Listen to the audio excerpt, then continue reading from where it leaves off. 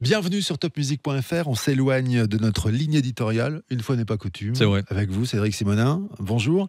Vous qui êtes piqué à l'innovation et à la recherche, vous êtes tombé sur un sujet incroyable.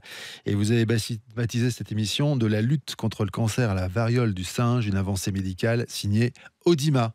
Et pour représenter Audima, nous avons son directeur, son président directeur des affaires médicales et réglementaires d'Audima Therapeutics.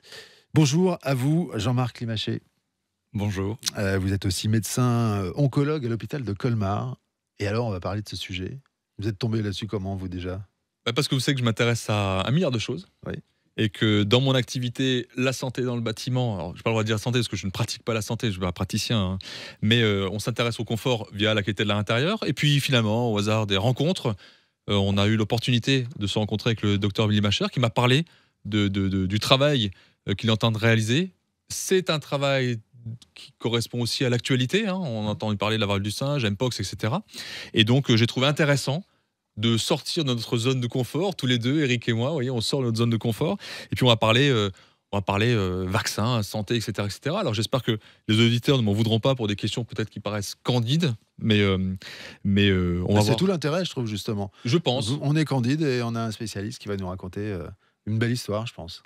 Alors, docteur Limaché, est-ce que déjà, dans un premier temps, vous pouvez nous dire un peu ce qui vous a amené à développer un produit d'immunothérapie contre le cancer ? Bien sûr. Alors, puisque vous parliez d'actualité, justement, dans l'actualité, ces derniers jours, il y a eu un congrès de cancérologie européenne à Barcelone. Et comme à chaque fois, on a beaucoup parlé d'immunothérapie. Mais par contre, quand on regarde sur le terrain, à l'hôpital, au quotidien, finalement, on se rend compte que l'immunothérapie, c'est les mêmes familles de produits depuis 10 ans. On pensait qu'il y en aurait d'autres. Pour l'instant, c'est toujours les mêmes. C'est une chose. Et puis l'autre chose, c'est que en termes d'efficacité, même s'ils ont transformé le pronostic de certains cancers, avec des belles réponses durables, on a l'impression qu'il y a une sorte de plafond de verre qui fait que, au-delà de 20-25% de réponses, on n'arrive pas à aller au-delà.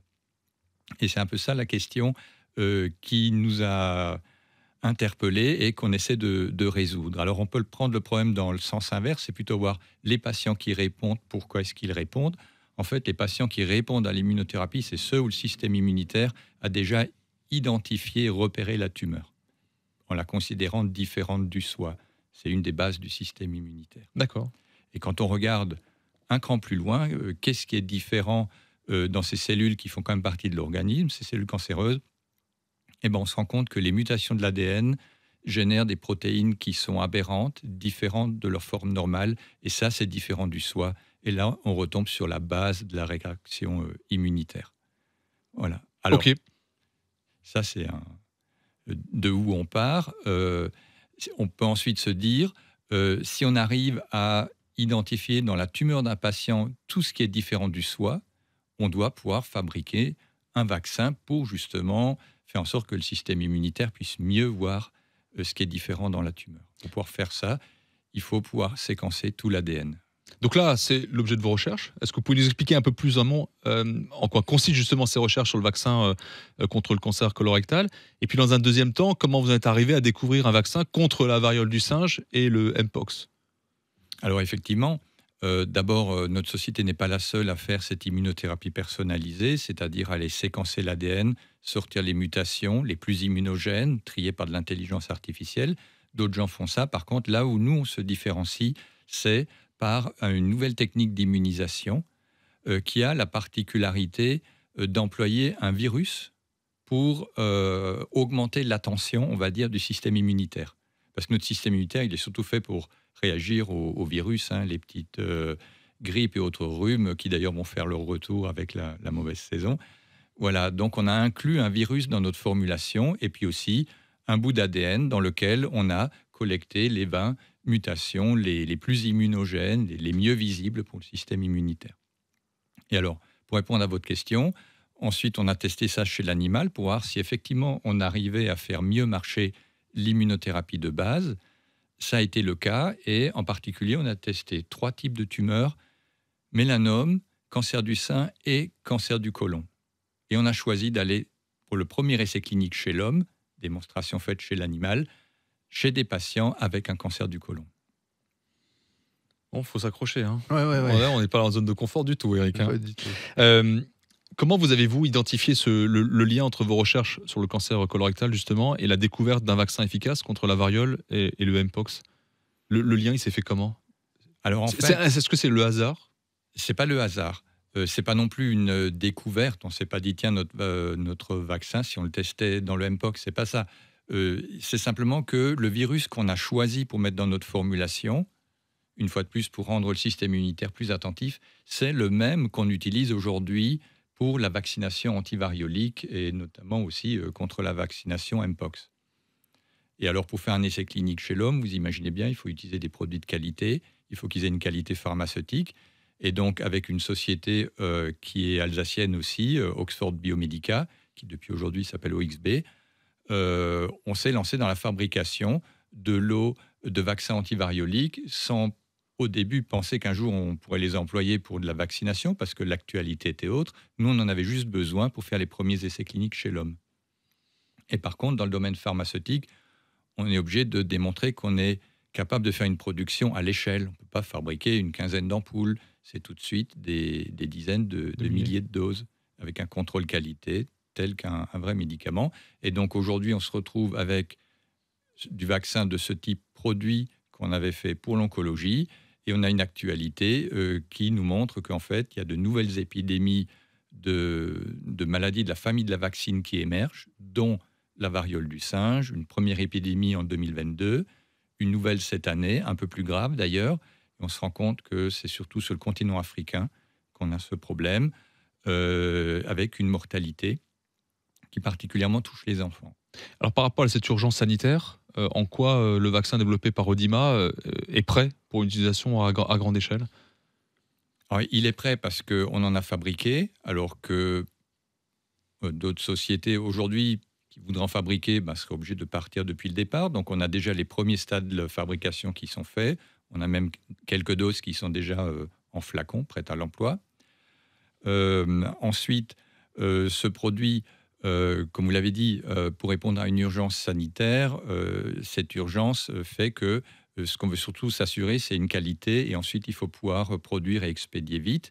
Et donc, 2 semaines après que l'OMS ait émis cet avis d'urgence sanitaire, l'UNICEF, avec l'OMS, ont publié un appel d'offres pour des fabricants de vaccins pour pouvoir assurer suffisamment de production, une production diversifiée. Et puis, puisqu'on avait les éléments en main, on a répondu à cet appel d'offres. Et on est capable de prévoir l'impact que ce vaccin peut avoir sur la gestion de l'épidémie à l'échelle mondiale?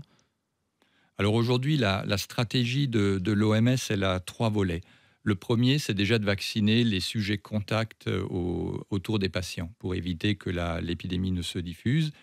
La deuxième, c'est d'aller vacciner des groupes à risque en Afrique, notamment des travailleurs du sexe et d'autres communautés. Et ensuite, le troisième volet, c'est une question que se pose l'OMS, c'est de dire, attention, il y a de nouveau des maladies de la famille de la variole qui émergent. C'est vrai que la variole, elle était considérée comme éradiquée, on ne vaccinait plus, et c'est probablement à la faveur de cette absence de vaccination que ces épidémies arrivent. Et donc l'idée, c'est de se dire, est-ce qu'il ne faudrait pas reprendre, au moins sur le continent africain, une vaccination de masse pour éviter l'émergence de nouvelles épidémies. Oui, donc l'enjeu est énorme. En termes de nombre de personnes à vacciner, c'est phénoménal. Hein. Oui, il dépasse les... aujourd'hui, on gardait de la vaccine comme vaccin, surtout dans un but de protection contre le bioterrorisme. Tous nos pays ont quelques stocks au cas où une situation pareille se présente. Mais là, on parle d'un problème de santé qui est à beaucoup plus grande échelle, même si aujourd'hui, il reste encore moins grave, bien sûr, que la forme historique de variole. Si on faisait un focus sur Odima maintenant, comment voyez-vous l'avenir de la recherche de la vaccinologie? Je ne sais pas si ça se dit comme ça chez Odima, après cette découverte. Et puis, est-ce qu'il y a d'autres maladies que vous pensez pouvoir développer, ou développer des vaccins contre de nouvelles maladies? En effet, notre priorité aujourd'hui, ça reste la lutte contre le cancer. C'est un peu l'essence de la société. C'est pour ça qu'elle a été créée. Et donc, on va continuer dans cette direction. Et on va essayer de débuter en 2025 un premier essai clinique chez l'homme. Voilà, une fois les financements rassemblés, la prochaine étape, c'est lancer l'essai clinique chez l'homme. Ce qu'on appelle une phase 1. À côté de ça, on a conscience que ce vaccin qu'on s'est préparé en quelques semaines, parce qu'il doit être personnalisé. Il peut aussi, au lieu de mettre dedans de l'ADN dirigé contre des agents infectieux, contre des cellules tumorales, on peut mettre de l'ADN dirigé contre des agents infectieux. Et donc, ça ouvre également la possibilité de se servir de cette plateforme d'immunisation pour répondre à des maladies infectieuses émergentes dont on parle de plus en plus souvent parce qu'effectivement, elles apparaissent régulièrement dans l'actualité. Quand vous dites des essais là, ce dont vous venez de parler, c'est pour le cancer en général, un vaccin contre le cancer. Alors, c'est un vaccin contre le cancer en général parce qu'il n'est pas spécifique d'un type tumoral. Nous, on a choisi de commencer dans le cancer du côlon parce que d'un côté, l'immunothérapie ne marche pas, mais il y a quand même certains patients qui marchent. Et donc, on voudrait vraiment choisir cette indication pour démontrer qu'on arrive à augmenter le nombre de patients qui répondent. Après, on pourrait aussi l'appliquer à d'autres cancers, notamment cancer du sein, cancer de la prostate ou beaucoup d'autres. Mais la même technologie, nous, on est convaincus qu'on peut aussi la détourner de son but initial pour adresser la question des maladies infectieuses. Et à ce titre, on a aujourd'hui un dialogue qui est engagé avec l'Institut Pasteur, qui est une institution spécialiste des maladies infectieuses, pas qu'en France, mais dans le monde entier, et qui a beaucoup de modèles animaux sur lesquels on pourrait voir est-ce que cette plateforme développée par Audima pourrait permettre de générer une meilleure immunité contre ces agents que les vaccins qui existent aujourd'hui. L'Institut Pasteur qui teste, je crois, en ce moment, des vaccins contre le cancer du pancréas, si je ne me trompe pas. Là, on est au début d'une époque où on va régler la question du cancer ou pas ? Alors, c'est ce qu'on aimerait. L'expérience montre que les progrès en médecine, ils sont pas toujours très rapides. C'est souvent par marche d'escalier, à la faveur d'un nouveau médicament ou d'une nouvelle technologie. Mais l'idée, effectivement, là, c'est de passer une marche, d'aller un peu casser ce plafond de verre de l'immunothérapie actuelle pour combiner l'immunothérapie classique avec des vaccins personnalisés pour gagner 10, 20, 30% d'efficacité supplémentaire. Et vous en rêvez la nuit ? Alors, ou le jour plutôt le jour. Ouais. Ouais. Vous avez parlé de coopération avec l'Institut Pasteur. Et quid des entreprises pharmaceutiques ? Parce que c'est elles qui commercialisent. Alors oui, c'est exact. Et donc, à ce titre, on a des échanges avec des sociétés pharmaceutiques, sans citer les noms, celles qui sont surtout impliquées en cancérologie. Le concept les séduit. Aujourd'hui, ces acteurs demandent surtout à avoir les premiers résultats chez l'homme pour se positionner. Parce que c'est vrai qu'un médicament peut très bien avoir une activité chez l'animal et pas la même amplitude chez les patients. Donc c'est surtout ça qui est clé pour Audima aujourd'hui, c'est de pouvoir entrer en phase d'expérimentation clinique. Et ça, c'est prévu avec le centre anticancéreux de Dijon. D'accord. En conclusion, est-ce que vous aimeriez transmettre un message là au public concernant l'importance de la recherche et du développement de vaccins, puis particulièrement en période de crise sanitaire en fait? Alors, pas tellement en oncologie, puisqu'aujourd'hui, les vaccins ne font pas encore partie de l'arsenal quotidien. Mais par contre, il y a quand même certains vaccins anti-infectieux qui peuvent protéger du cancer. Et il y en a un notamment, c'est le vaccin contre le virus HPV, qui est responsable pas seulement des cancers du col, mais aussi d'une bonne partie des cancers ORL et d'autres cancers. Et on a commencé un peu timidement à vacciner, surtout des filles adolescentes. Aujourd'hui, je crois que c'est une vaccination qu'il faut généraliser, notamment aux garçons aussi, et pas craindre ce vaccin, parce que c'est probablement un vaccin qui peut éviter des maladies très sérieuses. C'est tout ce qui est lié au papillomavirus et Exactement. Je fais une petite projection. Il est 20h. Le présentateur du journal de France 2 annonce que tout être humain pourra guérir du cancer. On est en quelle année ? Ah, ça c'est difficile à dire. C'est à Madame Irma qu'il faudrait poser la question. C'est peu probable que ce soit dans la décennie qui vient, parce qu'il y a encore beaucoup de travail à faire. Tous les nouveaux médicaments des 20-30 dernières années, ils ont tous apporté quelque chose, mais aucun aujourd'hui n'a permis de traiter tous les cancers. À l'opposé des maladies infectieuses, où parfois un nouveau médicament a permis de contrôler très largement certaines maladies infectieuses. Je pense à l'hépatite C en particulier. Et en vous écoutant, on se dit que ça avance quand même vite. Et c'est ce qui compte. Et c'est ce qui compte. Merci beaucoup, docteur. Ça a été très intéressant. Merci Cédric pour cette émission. Avec plaisir. On rappelle, il y a peut-être un site internet où on peut avoir des informations. On peut éventuellement trouver Audima, non? Oui. Oui. Audima Thérapeutique tombe C'est- sur son site internet facile à et trouver. les nouvelles sont en principe mises à jour.